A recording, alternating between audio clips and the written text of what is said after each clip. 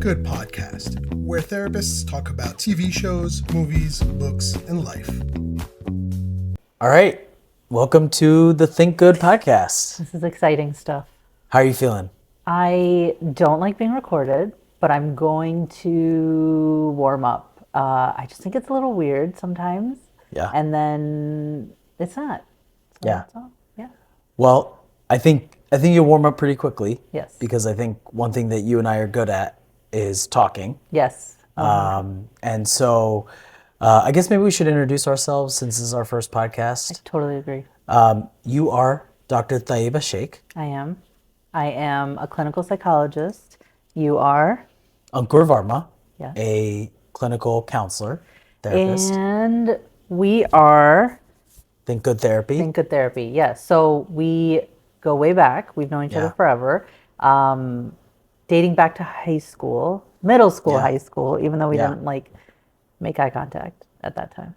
Yeah, I think that the story is that you were too cool for me. I know. I'm sorry. And I was a little bit of a late bloomer in that sense. So, but I caught up pretty quickly. Well, your glow up came 30 years later. Is that right? Like last year was my glow up. Our friendship really kind of blossomed around getting out of Anderson, going to college, and then into our journeys into becoming therapists, right? So that's when we really connected, which is a great segue into us just recently opening our practice together. Yeah. And that has in and of itself been an adventure and a journey to get here. But I think it's been cool when I've been talking to people about it, that this is something that has been, a decade or so in the making. And, for us to come from connecting over going to grad school, me reaching out to ask you about your experience. Via Facebook Messenger. Crazy. And, now being here as business partners and podcast partners. Yes. So very excited for this. Can you tell us a little bit about what people should expect from this podcast? Yeah, absolutely. So I think you and we went back and forth. What do we want this podcast to look like? And I think essentially we really want to talk about what is going on in the world through different media outlets, modalities, right? So we're talking about therapy undertones through pop culture, TV, movies, news, stand-up comedy specials, books that we're reading. So anything, podcasts that we're listening to, right? Things that we're listening to and things that are happening in the world. What is the therapeutic undertone, right? Because as therapists, you and I both know there's a therapy undertone in everything. Right. And so how do we relate it back to, being able to cope? I think skills, process, explore, all the things that we do in therapy, but in this conversational way where we can talk about feelings we've had, experiences we've had, people that we know, and just, I think, more therapeutically informed, but just day-to-day conversations around that. Yeah, and I think I've been noticing too that we can't help but talk about what's going on in the world in therapy, where I think in the past it used to be a little bit more there's a lot of stuff going on in the world, but people also have their own stuff, and I think that's mixing a little bit. And I think it's been interesting to be able to talk about therapy, psychology topics through media. Some of my clients will share TV show or movies or books that they're reading, and how that kind of relates or how they resonate with some of those storylines in a certain show or something. And so I think we can't help but bring those together. Totally. And we both love to consume media. And for me, TV, I have a TV problem, as you know. Yeah. An unhealthy amount of TV. For someone who doesn't have that much time, I certainly create time for TV. I'm really not sure how you find time to watch sleep, every show. Yeah, I sleep very little. And maybe 5 minutes in between clients, you're sneaking it in. Yes. But it takes me 13 years to watch a full season of something. Yeah. Yeah. Yeah, absolutely. Well, we will get into TV shows, but today's topic is not so TV related in that sense, but we will bring some themes of that into it. And, I think this one is a good one to start with because, I think there's a lot of talk in the air around this topic, and even you and I have been, talking about this a little bit. And one of our first pivotal experiences, as teenagers, as people of color, was related to 9/11. And we were both in high school for that, when we Yes. were not Yeah. friends, but Yes. we knew of each other. Yes. And so, we're really, that brought a lot of anxiety around travel, amongst other pieces of anxiety. And so, that's been coming back around, this planes and plane related anxiety in the media. Yeah, absolutely. And I think just airplanes, flying, anxiety right now today is just really in the air, really palpable. Lots of media coverage around obviously the first huge airplane crash, 67 fatalities at Reagan, DC National. And so first huge tragedy like that since 9/11, right? So we're relating Yeah. it back in some ways, obviously very different circumstances and situations, but that eerie air of Yeah. just, do we travel, do we not, spikes in canceling flights, not wanting to fly, being scared that there's been multiple plane crashes or close calls since DC. And so I think really using today in this episode to talk about anxiety that comes with flying specifically right now, because I think that that's just like a topic in Yeah. general. A lot of people have that Yeah. fear, just really, really present and palpable today. Yeah, and I don't know if you said "in the air," and I don't know if that was a pun that was intended. No pun intended. But and I think, on a serious note, there have been some real disasters recently and tragedies, and it's also been interesting to see how people have responded, how companies are responding, Yes. how governments are responding, and how does that feed into people's anxiety around travel. Right. And another recent incident was the plane crash in Korea, and it was really interesting to see too, kind of culturally, like how that company responded, how the leaders of that company responded, was really, kind of fascinating and really indicative of the Korean culture. Yeah. Did you see that? I only heard about it, but I didn't Yeah. watch So, any, I mean, it seemed coverage. like, the leadership of whatever C-suites of that company, publicly apologized, even though, they've never had an incident like that Yeah. before. And, it didn't seem like there was, clear fault or blame to be assigned. But it was very much in what I know of Korean culture, that, taking ownership and taking responsibility of that. So that has been interesting as well. And then even just recently this week, we had one in Chicago, a Yes, close call, Midway, yeah. where the plane came down, Yep. and then another plane was crossing, and then it came Plane went right back up. Yeah. Yeah. And so that was more just like one of the closest calls, but thankfully, like, everybody was safe. And Yeah. so I think that is kind of where the anxiety is. It's not limited to just like plane crashes that we're hearing about. We're hearing about really close calls. And now there's just so much media coverage around, like when we were talking about DCA and that crash, that's an airport I fly into so regularly Yeah. because my mom's entire side of the family lives in that DC, Virginia, Maryland area. And then to find like, oh, it's like the most congested airport in like all of the US and like Yeah. such a tight area. I just think anxiety is really coming up for a lot of people because these are things that we weren't concerned about or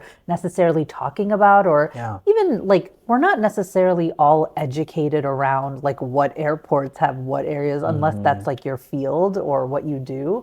And so I think we are consuming so much repetitive media coverage Right. that the anxiety has been through the roof. And I was actually just saying this to my brother who flies a ton. I was saying, like, I actually only have 2 flights booked this year, which is, I have 3 kids under 5, so I don't go a lot of places. We're currently in my house, but I was like low key doing research for our episode. I was like getting really anxious watching coverage and Yeah. thinking about my 2 flights, and it just strange because not something that I had thought about at all when I booked it, because I had booked it before, Yeah. like what, in January. When was the DCA crash? What was End of January. End of January. Yeah. So I had like just booked 2 flights, and I was thinking a lot about as I was watching the coverage. Wow, like the language they're using, the facts, the interviews they're doing in terms of like having people come on, former pilots, people who've like worked the DCA airports, and even with the Midway close call. I was thinking a lot about that this week, just researching like, wow, how anxiety provoking is just. I don't really watch the news anymore, right? Yeah. We're totally like on social media watching quick clips, but to sit down and just watch the news was really overwhelming. Actually, now that you point that out, I just realized that probably the only like day or two that I've like watched the news, like what's on CNN or whatever, was the day of that flight. Yeah. And otherwise, I read articles or see clips like most people, rather than like seeing like long form. And I think that day I remember like hearing about it and then turning on and saying, oh, what are all the like the latest? Yeah. And of course, everything is like breaking news now. Right. And so I think it's kind of interesting that it kind of brought that. There's something about planes that brings people's attention to the forefront, even though I think like in the research, the stats around airplane safety are really good numbers. Yeah. Statistically. I mean, like a very low percentage that we know of plane crashes, right? But because they've been so close together, so many close calls, and the reporting is just so like it's being spotlit. Is that a word? Yeah. Spotlighted. Sure. It is now. Spotlighting. Yeah. Currently, right now, it is wild that we're just thinking about it so much, and I think just really scary, which kind of brings us into the anxiety piece as therapists, us noticing. And I don't know if you've had like sessions with clients who are talking about this, but I have noticed talking about anxiety around flying coming up because like summer plans are coming up, things are happening. And so one of the clips that I had watched, I think it was an NBC clip, had said, I think it was one of the anchors had said their mom asked them not to fly. And so they like canceled. And that kind of stuck with me, right? It's like, man, your mom's asking you not to fly. You're going to be like, no, okay, I'll cancel my flight, right? And so what is that spike? I was reading about the spike in just cancellations, like right when everything happened with DCA. And so I've been thinking a lot about that from a therapeutic lens, which is like, what are coping skills that we can use like on an airplane while we're flying? What are like some grounding techniques that we can be doing to just try to like be present and not feel so in our head about all of the anxiety and possibly like intrusive thoughts that are coming up around fear of flying and the Yeah. So you've noticed it you've had conversations with your clients. Well, I've like noticed it in my personal life, I think, because my brother travels so much. Right. And I've noticed it in my work too, where maybe like people were like lukewarm on like, I did want to travel, I'm thinking about it. And that this is a pretty big factor that's being considered right now, right? It's not like people are just not traveling anymore, but you're almost thinking twice about something that was so natural and kind of like, do I want to go or do I not want to go? Not, am I safe? Right. Which is like a totally different consideration, I think, right now. Yeah. I think that's interesting because I'm trying to think. I don't think I've had any direct conversations with clients about it. I think that there's, for me personally, like my wife and I travel a lot. Yeah. And we've traveled a lot recently. And what's kind of ironic or not the smartest idea is like we started watching the show Lost. Oh. We went to India in December, and then a light airplane crashing drama. Literally, like we were sitting at the airport. I imagine that people were like watching our iPad behind us, and we're like, "Why are they watching a plane crash show?" But my wife is literally, I think she might be in the air right now. Okay. So it's quite ironic that this is happening. It's a while. Coincidental, maybe is the right word, but. Brave. You two are brave. But, and it's like, I think for myself, and maybe we'll get into this, but I think there's just like that piece of like, can we separate like what we're doing from what has been experienced and has been kind of shared out in the media? And, I don't know. I haven't felt it directly, but there have been moments where, I think there was, and again, this speaks to like how many instances there have been, but like my brother-in-law and sister-in-law were on a plane and literally texting us, hey, we're on this plane, but we just saw that, there was this other plane crash that just happened. And, and so I think in those like moments, I've definitely noticed like a little bit of stress or like, hey, let me just make sure I say have a safe flight, which doesn't change anything. But like, there's, in our family and in our friend group, people travel. It's easier to travel these days. And at the same time, that you do have that like second thought about it. Yeah. So, and I also wonder like if the more you travel, you're like almost less anxious about it because you do it pretty frequently and it's part of your day to day. Like you and Paul travel like quite a bit. I think because I've been so removed from flying, just like in general, I just like haven't traveled a ton with young kiddos.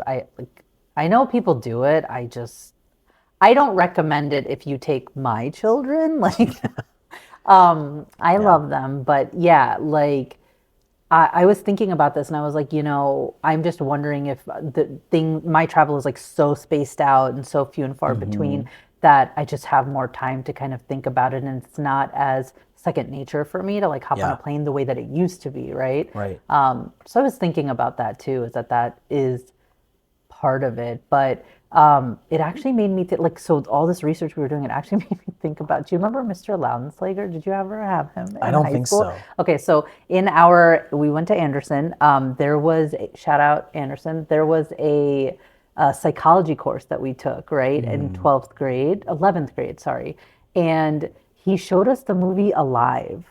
Do you know about this? Do you know the story? I think the Andes Mountains one? Yes, the rugby team from the 70s, and then they like ate each other, like the cannibalism, right? And so I just remember, like I wasn't going anywhere. I was 15, I wasn't flying, but I remember this fear of like, oh my God, like your plane could crash and then you have to like resort to these horrible things and this true story. And I like became weirdly obsessed with it and watched like the Dateline coverage, and then Ethan Hawke was in the movie and it became this whole thing. But that was such a like far-fetched thing at that time, right? Like a plane crash over the Andes in the 70s. They made a movie about it. And so I feel like what's coming in to the media right now, like something like, and do you remember like the TWA flight, right? Wasn't that like a big deal in the 90s? Like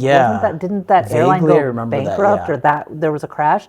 When you and I, like in our generation, we're 39, when we talk about plane crashes, they're like hard to remember. It's literally like TWA, 9/11, this Alive movie that happened, which was 1972. And so that's another reason why I think the world feels a little bit more on edge, because it's something that was so not a problem or not just like relevant or like happening. And then all of a sudden it's like back to back close calls or crashes. And I feel like there was, with some of these, there was always an air of like criminality with it too, like a hijacked airplane or something like that. A threat, like a threat. Yes. And now I feel like at least recent stories, these are like accidents. Yeah, sure. And so, maybe we can talk about that. Can we back up and just define anxiety a little bit? Yeah. Like, what are you talking about when you're saying anxiety around? Sure. So when I'm talking about anxiety around flying, right, or just anxiety in general, I'm talking about these physiological changes that are happening in your body, right? So there's two pieces that are happening.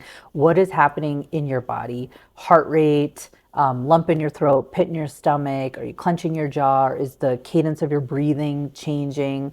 What is happening in your body that is raising your heart rate? And that's connected to your thoughts. And so are you having repetitive anxiety thoughts, intrusive thoughts, typically sentences that start with what if? So what if this happens? What if I crash? What if it's replicated again? What if I'm not safe? And so when I'm talking about anxiety in general, it's all of these things. It's what's happening in your body and what's happening in your mind, and this like connection. And then with fear of flying specifically, we've been talking about how there are the instances in which like there's the actual crashes and the close calls, and then there's the media coverage and everyone talking about it and us being like inundated and consuming so much around it that is then triggering or heightening our existing anxiety. Yeah. Yeah.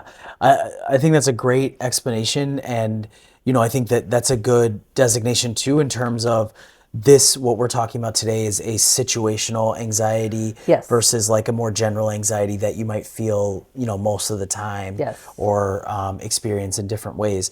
And, the other thing I wanted to add in terms of the thoughts, like one of the things that I talk about with my clients is anxiety or anxious thoughts are typically like really strong, extreme, and like short. Like, what if it all goes wrong? Rather than like taking in the context of the situation or like the evidence to the contrary. Sure. Yeah, because you bring up a good point, because exactly that, which like a coping skill is like challenging that. Is there actual evidence, right? Like we know that that's one of our like Socratic questioning, and how do we sort of slow down some of that anxiety? And so I think ultimately this type of situational anxiety, as we're talking about it with fear of flying, can lead to just panic attacks, really the heightened anxiety when we're talking about that, the changing in our breathing to the point where we're having difficulty catching our breath, right? Which is why panic attacks feel so close to heart attacks. It's why we oftentimes will hear of people going in and saying, no, it 100% felt like a cardiac episode, but it was panic, it was anxiety, is that it is so strong physiologically in our body that we can't stop it. We don't know how to stop it. And most importantly, we think we can't stop it. Right? And so I think panic is a really important distinction to make too, of where anxiety can lead. So if you weren't anxious before, you will be now. Yeah, I mean, do you think that there's like a usefulness to anxiety? Like functionally? Yeah, I do. I think you could, this is funny because I'm thinking about all the people I've talked to, like within our community, like South Asian people in general, South Asian women, even when you're talking about children of immigrants, like a lot of us talk about the anxiety that we have to just make it and be successful and be okay. And our parents like left their land and their families and everything behind, the language they speak, and came here to build a life. And we sort of inherited this idea of like, oh shit, like I hope I really want to make this worth it for you guys, right? And so functionally, that anxiety kind of served as this marker to be like, okay, well, we're all here, and so we're going to keep working towards something. And so, I would say as somebody, and like I've talked about this a lot, like I think for me, anxiety serves as a way for me to just function and like get things done. So if it's on my mind and there's something that I need to do and I'm anxious about it, it will trigger me to do it. Right? Like activates you. It'll activate me, right? Which is really different than when we talk about a diagnosis like OCD, right? Which is on the anxiety spectrum. At what point is it disrupting your functioning? Like at what point is it becoming disruptive to you? And so I do think anxiety can serve in that way. And I talk about this all the time in sessions. When we are doing, let's like name what your anxiety is, 1 to 10, 1 being low, 10 being a panic attack. What if you just function at a 3 or 4, right? Like we're not trying to get you to a 0 or 1. If you just can function at a 3 or 4 and you're like, listen, as a kid, I was a worrier. I just have run a little anxious, and that's just my personality. That's my temperament. I'm a little more safe. I tend to be a little bit more reserved in that way. That's also indicative of like personality and temperament, I think. Yeah, and I think that's like the individualization of like understanding it. And I think that's such an important word for people to remember, is the functionality. And that's really at the core of any kind of mental health Diagnosis Yes. is how is it impacting functioning. Right. And, we have these terms, functional alcoholic, right? Yeah. That people are still able to function with this, Yeah. with this struggle that might, Right. might be perceived as a struggle, but they're able to deal with it. And I think that's the part of this conversation too, is like, how do we cope so that we can function? Right. Right. So I think, and actually, as we were talking, I do have some anxiety around flying that I was just thinking about, but it doesn't show up like, maybe not in a traditional way. And maybe it's just how I'm now changing how I fly. Okay. So like, for example, what I've noticed is like, it's the cool kid thing to like have your, music on and be watching something when they're doing like the safety instructions.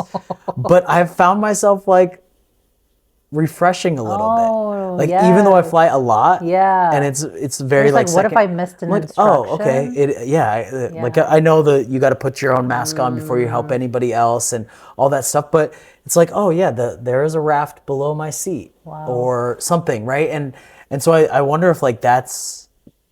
Like, is that a sign of anxiety or is that me coping with the anxiety? It's actually interesting because it's something that you've not noticed before.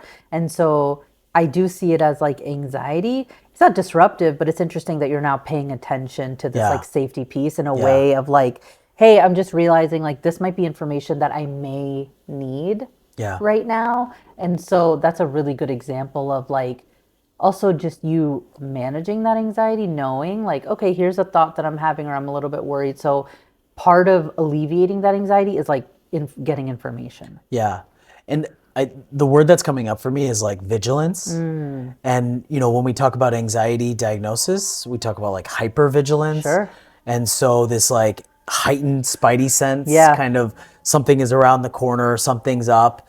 And it's hard to, is there a way to like draw the line between like hypervigilance where it's maybe impacting your functioning, you're too heightened in that awareness or alertness, versus like just having the right amount to, check your surroundings and kind of know where the exits are or something like that. And I think like the best way to answer that question, and this is something that I've learned like in 15 plus years, is I always think about that from the form of like what's happening in my body. So if you're not like jumping out of your skin in that moment, but you're taking your earbuds out and you're paying attention and you feel somewhat relieved like getting that information, or you feel like you can center yourself, or that was grounding for a minute, that's very different than someone trying to like catch their breath, getting the information, feeling like they're talking too fast, taking it in, having their own thoughts racing at the same time. And so I always think about it as like very physiological when I'm thinking about that like hyper vigilance, right? I try to tie it back to body. And I think like in really early therapeutic work, oftentimes this stuff is happening and you're not connected to your body to even know. You can't even say like, oh yeah, I know exactly what you're talking about. My body does this thing. The first several sessions of therapy can be like, how is anxiety manifesting in your body? And someone just kind of like observing themselves almost, right? Like this out of body thing where there's like, oh, I actually didn't notice I like clench my jaw or I like tighten up or like I, there's people who say, you always hear about like how I have a 5-year-old, so just this makes me think of this, like Nura will say like her stomach hurts like when she's like anxious or nervous, right? And so we think about all of the GI stuff that we say is happening or think is happening, that loss of appetite, that nervousness, it's really in our bodies, like if we pay attention. And so I even think about that with flying, where as we're talking about flying, like how, and I was going to ask you this, like how many rituals do you have around flying, or what, like, has that changed at all? Or like, what kind of keeps you feeling like, okay, I'm okay, I'm flying like business as usual in these last couple of months? I like that because I was actually kind of reflecting on that. And I think, one of the things, and this is, I don't know, sometimes things help and sometimes you think they help. Yeah. And so like both one thing equally helpful. Right. Yeah. But one thing I was noticing is like I always have gum. Okay. And recently when I was flying, for your I ears? didn't have gum. I don't know. I think yes. For sure it helps with, but for me in general, I always enjoy at least in my adulthood, having gum on me and like making sure my This is breath like is a fresh. little fun fact about I you. don't want people around me to pick up on my bad sense, you know? Okay. But this is specific to flying? Well, it didn't start that way. Okay. I think at some point, I don't remember, but there was a point at which I started ordering like, you know, the pack, like the big packs of gum that I you know, like I know you're ordering. Didn't you order like 32 boxes of Cheez-Its once? Yeah, I mean, I had to subscribe and save to that, but Okay, yes. but like I would order the whole thing of gum that like comes to the gas station, Okay. and with like 12 packs in it, yeah. and so I always had gum on me, and I think that became, you know, I used to fly like when I was in med school and stuff, so I flew a lot, Yeah. and it just became kind of the thing that I would always have gum, and it would help. I think it probably helps with the ear popping piece. And just gives me something physical to do. Yeah, that makes sense. And so I think in some ways like that, and that gut mind connection is really important, especially with anxiety. Yeah. Because, you know, it's like, how do I ground my system, my nervous system, and how do I also give myself something to, like, kind of my body to focus on? Well, you're talking about like sensory input too, right? Because you're talking about the sense of taste, smell. So you're actually getting input that's probably regulating your nervous system, and you're not even like recognizing it. And so that's actually really interesting, because I think about that ritualistically, like with flying. Like, what do people say? What do they do? I was reflecting on that with myself. Like, what are the things I do? Yeah. I think I also think about comfort. Yeah. So like wearing Are you comfortable one of those clothes. neck pillow situations? You know, Public bought me a neck pillow, and I literally lost it on the first flight that I took it on. So I'm not a neck pillow person. I do there are now like specific, like one of two pants that I wear that are comfortable. So like an and I'll wear airport like a outfit. hoodie or a pullover. Which is and also sensory. wear layers. Right? Yeah. And But like also tactile. So I'm thinking it's very sensory for me at least. That's where, really interesting. And then I've got a couple like specific albums or playlists that I will listen to on most flights. Auditory. There's like a Radiohead album that I'll listen to almost every time, especially if I want to sleep or relax on a flight versus like watch a movie. I will almost like 90% of the time put that album on.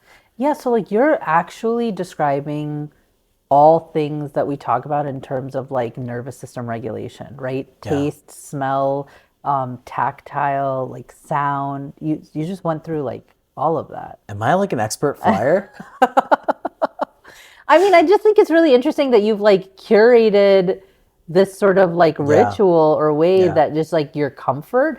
And I think that in like the psychology world, actually probably more so in the occupational therapy world, you think about that a lot from a sensory standpoint, right? What input are you getting, and what do you need? So I bring sensory work a lot into anxiety because we feel dysregulated when we're anxious. And that kind of takes us into flying when we start to feel like out of control, or we're giving this kind of responsibility to the pilot or this aircraft. We're having to let go and just trust in these entities, and that can feel really out of control, because when we're anxious, the thing that grounds us that we think is that we're in control. So if I'm driving, like I can control this car, like I'm fine. You find then when you're anxious, okay, God forbid, like one car accident, now you're worried about everyone else on the road, right? Because you didn't do anything. And so I think it's really interesting that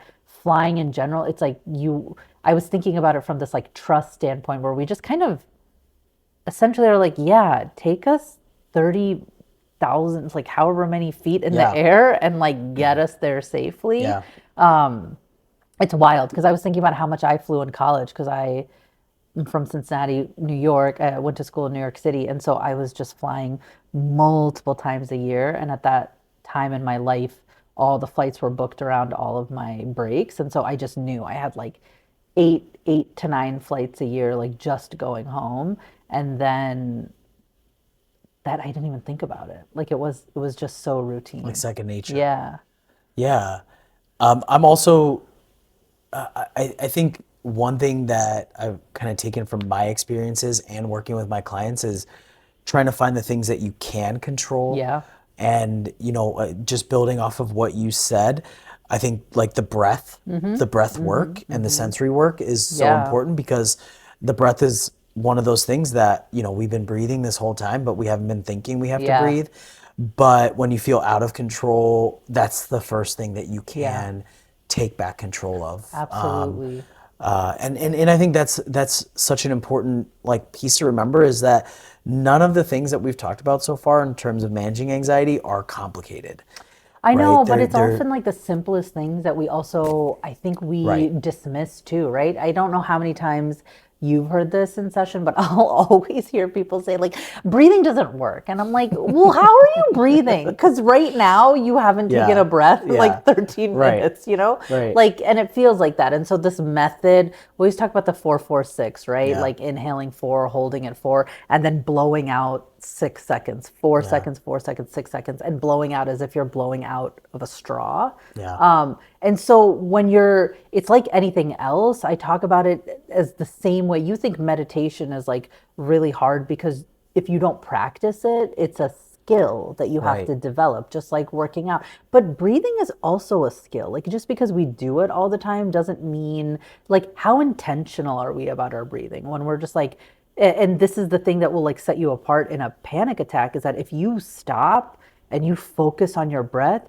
you have the ability to pull yourself out of a panic state. Yeah. That's so powerful, right? And so if we can give that tool, if we can teach that tool and kind of slow down a little bit and say, that's something look within you. You don't Yeah. have to like call the friend or text the person, or it's not something external that you have to seek. It's in your body. It's within you. Yeah. That can be so empowering to be like, I actually have the skill set and the tools myself to calm down. And then these sort of like secondary supports that we might have, right? Like calling a friend or talking to a loved one or going somewhere. All these things that exist are wonderful, but these true coping skills, I always teach in sessions, like what is accessible, like 2 o'clock in the morning, Yeah. just you by yourself. Right. That's the way that we want to think about a coping skill. Yeah. And that's actually really powerful to think about. No matter how far off the road the car has gone, that you can always take control of the steering wheel. Well, but like now you're talking about like car accidents and stuff, which is also anxiety provoking. Well, I've never driven a plane, so I don't even know how that works. Like, Fair. grab the thing. What is this called? I don't know. Okay. I've never Google it. even I been thought in a about this cockpit. on our podcast. Like, we should have a person. Kinan, you're producing? Are you the person who are like, hey, like, what are the stats on, like, what is the controller of the airplane called, right? And then somebody would just be like, they would just tell us. Yeah. Oh, flight control. Okay. Interesting. Flight control. I remember as a kid we had like a joystick thing in a flight simulator game. Oh, yes. But I never really enjoyed that game, and I don't think I was too good at it. So, So we won't trust you. what is there any other component of this in terms of like what we should do when we're feeling anxiety? And actually, what I wanted to ask you is, how are you going to deal with your anxiety when you go to fly in? I don't know when your next flight is, but When I'm turning 40. Yeah, like I was thinking about this actually. So I have this ritual when I fly since college where I always get peanut M&Ms, a Diet Coke, and then a magazine, like one I would never read, like Us Weekly, like a magazine to see, let's the be one- honest, you're okay. reading Us Weekly every Okay, week. no, but like I'm looking at the Instagram maybe, but like something that's just sort of like mindless, right? Yeah. Like that, and like light and fun. Because I would like read books and I would like, and I just remember being like, oh my gosh, this is like too heavy for flying. So that was my ritual. And then when we were younger, my mom taught me this prayer that is like specific to travel. And so I was thinking about how every single time I get on a plane, I put my seatbelt on, I say that prayer, and like there's something really powerful about that. Like it really grounds Yeah. me. It like sort of like shifts me into the space of like just trusting and knowing that things are going to be okay. Yeah. Yeah. And so I was thinking about that, where spirituality, faith, the universe, there's things that kind of we do ritualistically, but also that like we hold this belief and it like grounds Yeah. us. And so I think that I was thinking about that, where like I'm probably gonna get that Diet Coke, those M&Ms, and then And I like your point about belief, because when we don't have, like, we're not flying the plane, so Yeah. we don't have control Yeah. over Yeah. the plane flying and Yeah. landing and taking off and all of that.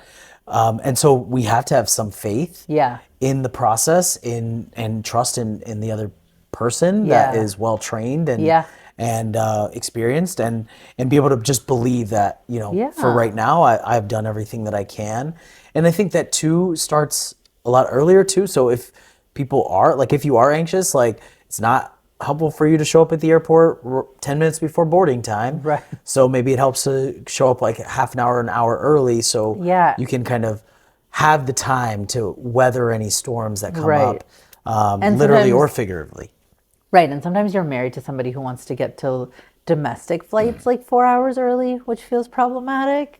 We won't name names, but could be either of us. Yeah. But I was also thinking about how you just sort of take your time and do the things that make you comfortable, right? So like getting there late sometimes is helpful because it's like less time in the airport.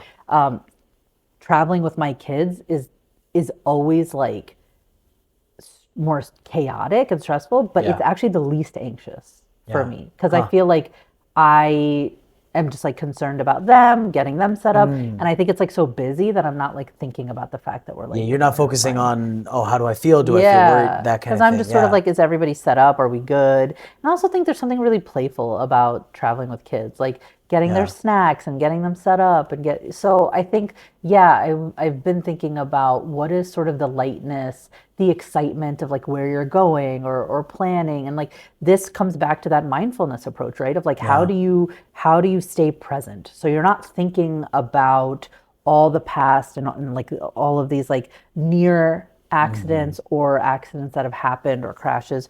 You're thinking about where you are in this moment and your maybe joy or excitement or something to look forward to, like Right. that that travel is often wrapped up in something like joyful, hopefully, that you're like For the going most to part, do. yeah. And I think I wanted to actually bring the stat in, because the stat is quite telling in terms of how many, actual things happen. And I think sometimes that the math can Yeah. be helpful. Well, for you certainly, because you're like a math nerd. So there were approximately 40.6 million flights worldwide last year, and a total of 46 accidents. Like actual crashes.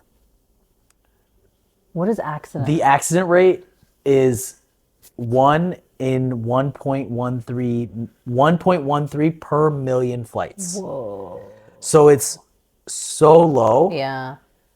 And I one thing that I've seen in the past is like comparisons to other, like Shark Attack or like other unlikely yes. kinds of things, and it's like on that level or even less. Meaning like just, it's hard to say right now in this moment, but like very safe to fly, right? Right. Yeah. And I think there is something about it being like you're off the ground. It's not a natural human Yeah. thing to fly. Yeah. And so, there's pieces of this, but I think my overwhelming kind of takeaway is that we do have control over, or we can take back control over that anxiety. Yeah. And there's several different ways of doing that. And I think the last thing I wanted to bring up is that self-awareness being important, like knowing yourself. Like, I'm a person who has historically shown up. I'm the one that's walking up to the gate like 10 minutes before they're boarding, because I don't like sitting around at the airport. Yeah. I usually will spend like $25 on very mediocre food and be just like disappointed. Yeah. And so it's just not.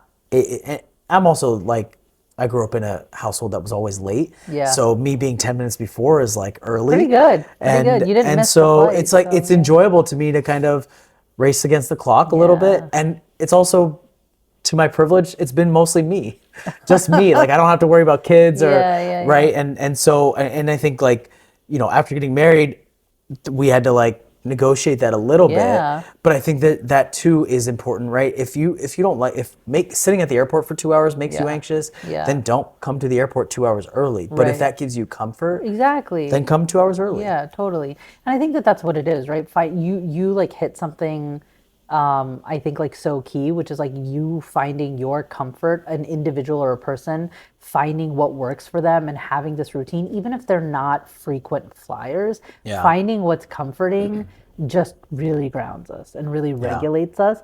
And I think coming back to the body, if we're thinking about everything around like physiological and we're sort of relating everything back to our nervous system, then we just kind of know what chills us out. Yeah. Like it's no different than coming home and like 3 TVs are on or like your phones are and you're like totally overstimulated and you're just like, this is too much. You know the things that will chill you out, right? Yeah.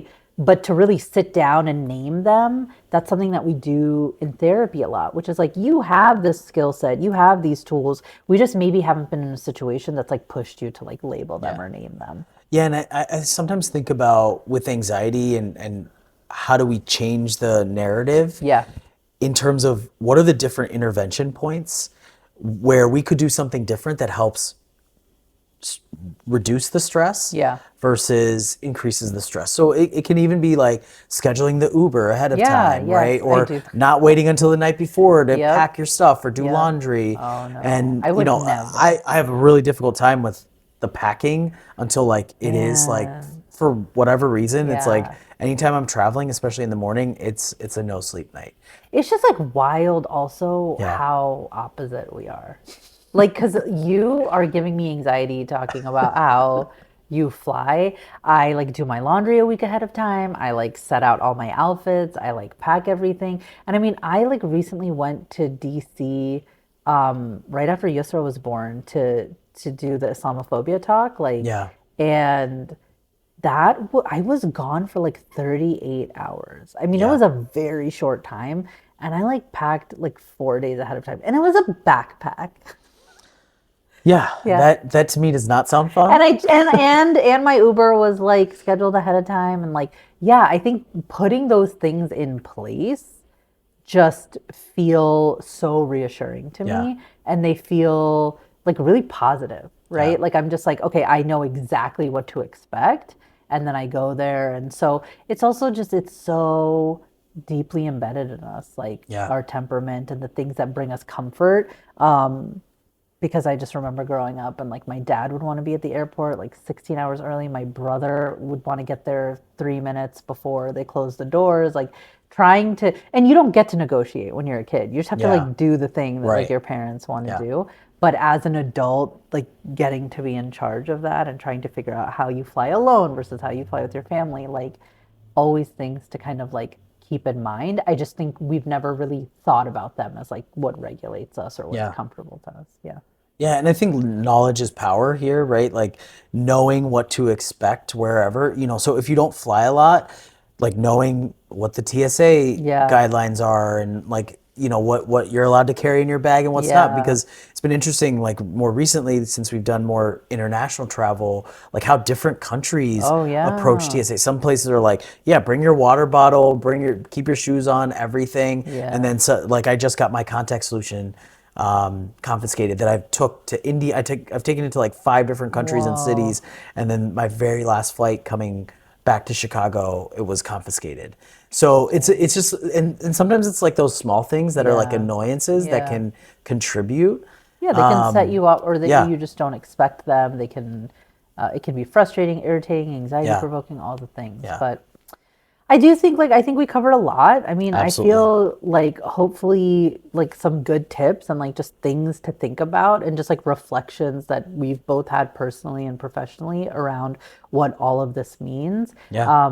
But really kind of like wrapping and thinking about what are like the healthy coping skills that we have access to like within ourselves and how are we just more aware of what we're feeling, because that's really kind of at the core of all of this, right? No matter what topic we talk about on this podcast, therapeutically we're trying to think about like how all of this is making us feel and what do we do with that. What do we do with that? Because we can also label the feeling and then be like, oh, okay, well now I feel worse because I just Right. named it, and it's in the air, and so what do we do with that? And like that's my hope really for all of this, is that we're able to kind of like connect some of those dots, for ourselves, for each other, for whoever is listening, all of our millions of followers out here. Like and subscribe and learn some new skills. Yeah, no, and I really enjoyed this conversation because it is something that is very relevant to our personal Yeah. lives, obviously in different ways in terms of Sure. how we travel, but directly correlated with some of the things that contribute to why our clients come to therapy. Yeah. And sometimes directly, sometimes indirectly. So I really enjoyed this, and really looking forward to more of these conversations. And I think we've got some cool topics on deck. We do. I'm excited. Yeah, we've got some really, I think, informative stuff, interesting things, and hopefully just topics that people will be interested in, because you and I are certainly interested in them. So Yeah. hope Yeah. that translates. So see you on the next one. That's right. We should have a cool like goodbye line.